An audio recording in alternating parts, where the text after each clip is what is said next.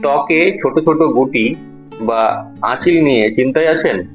জানেন কি এটা এক ধরনের ভাইরাসের জন্য হয়? আঁচিল হয় হিউম্যান পিপিলোমা ভাইরাস এর সংক্রমণের জন্য। এই ভাইরাস ত্বকের বাইরের স্তরে ঢুকে কোষের অস্বাভাবিক বৃদ্ধি ঘটায়, ফলে ত্বকে ছোট ছোট গুটি তৈরি হয়, যাকে আমরা বলি আঁচিল। হোমিওপ্যাথিতে এর কিছু গুরুত্বপূর্ণ ওষুধ রয়েছে, যেমন থুজা 200, পস্টিকাম 200 এবং নাইট্রিক অ্যাসিড 200।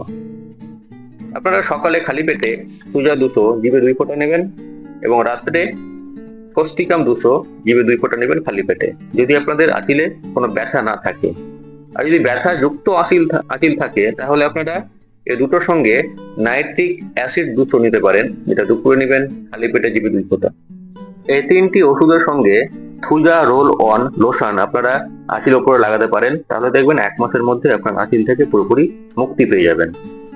ভিডিওটি ভালো লেগে থাকলে লাইক দিন, কমেন্ট করুন এবং চ্যানেলটি সাবস্ক্রাইব করে সঙ্গে থাকুন এই ধরনের ভিডিও পাওয়ার জন্য। ধন্যবাদ।